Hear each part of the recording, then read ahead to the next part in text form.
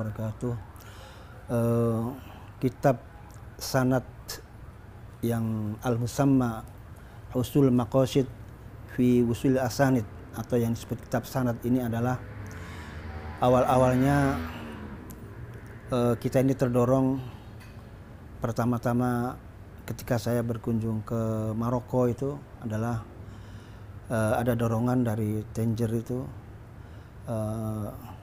kalau tidak salah namanya Sayyid, yang saya ingat itu namanya At-Tinsani apa itu ya, saya lupa namanya ya. Di Tangier itu saya ke sana, terus dia minta sanad. Kemudian juga Syekh Hujud yang ada di Casablanca itu juga minta agar sanad itu ditulis, bukan hanya ngomong. Itu dorongannya.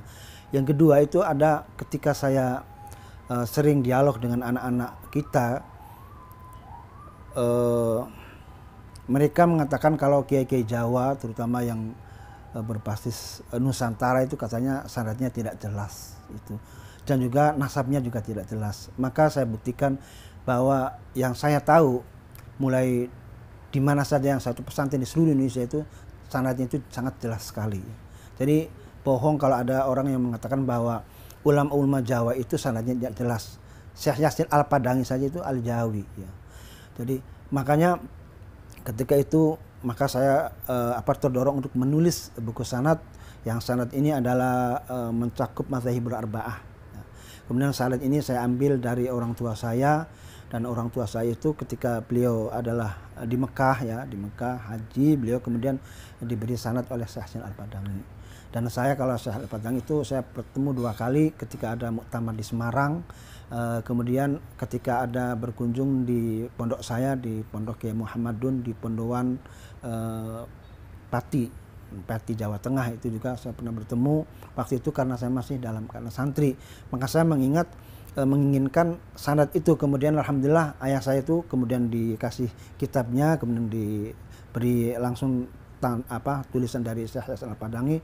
Kemudian sanad itu kemudian diberikan kepada saya itu. Jadi itu adalah Rasul dari kitab sanad yang kita terima itu. Kalau kita memang mengambil sanad, kita juga saya banyak dari Syekh Amin yang sekarang mungkin almarhum, baru tahun kemarin itu yang di Mekah juga mengambil sanad. Kemudian saya juga mengambil sanad juga dari Sayyid Muhammad ya, Sayyid Muhammad itu ketika saya mondok di Bangil ya. Kemudian juga kemarin saya waktu mau ada corona itu kebetulan orang tua saya meninggal di Madinah, di Uhud. Kemudian saya juga ijazah di Mekah, di Al-Habsyi di sana ya, juga sanadnya juga termasuk sanad kitab itu ya. Kemudian ketika di Maroko saya dikasih sanad dari Syekh Hujud itu. Jadi cuma ini yang kitab yang saya miliki ini hanya sanadnya saya bersumber dari Syekh Al-Padangi yang katanya ada mesti dunia.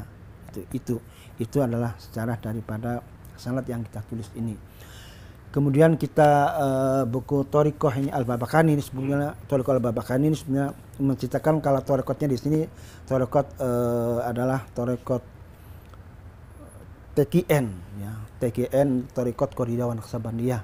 Dan ini saya ngambil sanad thariqah ini dari paman saya yaitu Kiai Qasim. Kiai Qasim itu bin Kiai Zainal Abidin bin Tolhah ya. Jadi bin Tolhah kemudian dari gurunya ya.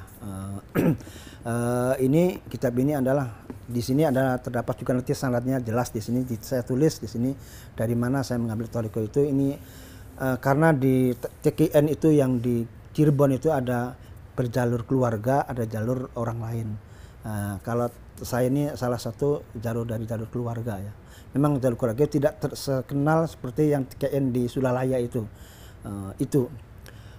Kemudian masalah sanad ini memang saya sudah jelas, ini sanadnya sudah ditulis di sini dari mulai saya berijazah ya, ijazah thariqah sampai kemudian alhamdulillah dengan izin Allah ya kami ditunjuk salah satu menjadi khalifah ya, khalifah itu.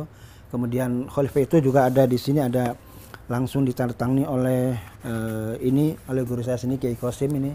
Ki Qasim ini adalah bahwa khalifah itu dibuktikan dengan tanda tangan ini ya. Kemudian Ki Qasim kemudian ini sanad thariqahnya, kalau ini sanad khalifahnya ini.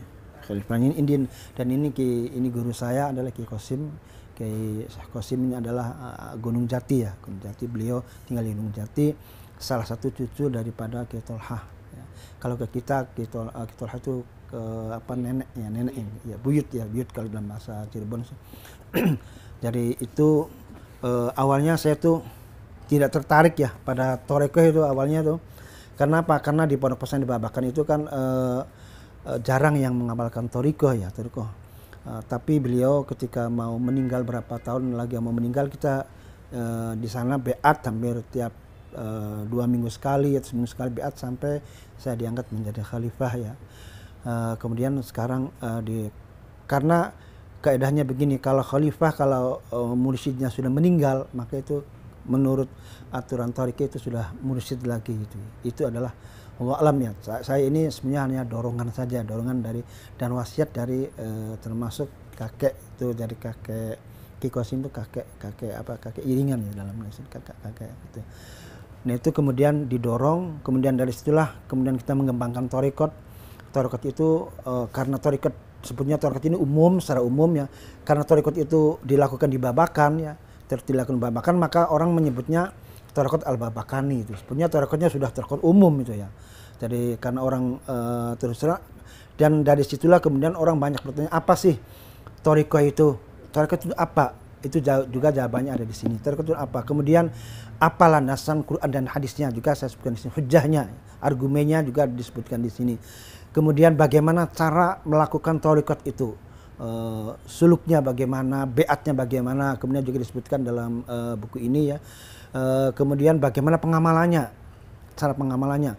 Karena kan sekarang itu adalah orang-orang kan menyebutkan adalah hanya kepada syariat ya, syariat, kemudian padahal di sana adalah kita harus ke syariat, kemudian ke thariqah, kemudian ke hakikat ya, ke situ.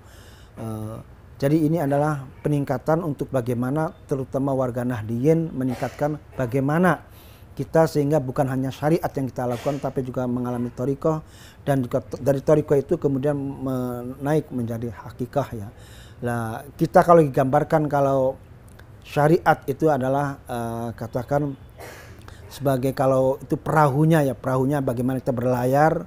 Kemudian kalau thariqah itu sebagai lautnya, untuk landasannya bagaimana supaya dia syarat itu jalan. Kemudian maksud tujuan yang utama itu adalah hakikat adalah makrifat kepada Allah. Itu tentu harus melalui tidak dari syariat, tidak ke hakikat, tapi harus melalui thariqah. Ini kalau gambarannya ya syariat, kemudian thariqah, kemudian juga hakikat, itu gambarnya. Jadi katakanlah kalau pesawatnya itu adalah syariatnya, kemudian thariqatnya itu adalah landasannya, katakanlah untuk penerbangan itu airportnya ya, airportnya di sana. Kemudian dari situ ada kan menuju kemana tujuan yang terakhir itu, apakah ke Mekah, apakah ke Turki ya, kemana tujuannya akhir inilah ya, itu dinamakan hakikat. Atau dalam istilah bahasa kita itu adalah dari lahiriah itu kepada jasmani, dari jasmani itu adalah syariat, kemudian dari jasmani ya, dari jiwanya menuju kolbiyah itu namanya thariqah. Dari thariqah kemudian naik lagi menjadi dari hati adalah menuju kepada Tuhannya. Itu adalah yang dikatakan hakikat. Itu adalah nanti juga diterangkan di sini secara gamblang di sini, baik itu landasan Qur'annya atau hadisnya dan juga qaulul ulama. Itu salah satu buku yang kita tulis ini. Yang kita tulis ini adalah Thariqat Al-Babakani. Dari Al-Babakani ini dikenal sebetulnya thariqatnya TKN karena adanya di Babakan ya, thariqat ini kemudian maka dikenal dengan oleh masyarakat Thariqat Al-Babakani. Itu salah satunya. Ya, ini untuk masyarakat umum terutama Nahdliyin ya, kami insyaallah dengan wasiat guru saya siap untuk menyebarluaskan adalah sanad yang disebarkan oleh orang-orang tua kami, supaya bahwa Nahdliyin ini adalah sebagaimana Nahdliyin memang sudah banyak ya buku-buku sanad, tapi masih jarang ditulis dengan buku yang kita miliki ini jarang. Walaupun banyak ya, tapi tidak tersebar pakai fotokopi kebanyakan. Tapi ini sudah menjadi kitab, jadi insya Allah juga akan disebarkan untuk para nahdien. Terima kasih. Assalamualaikum.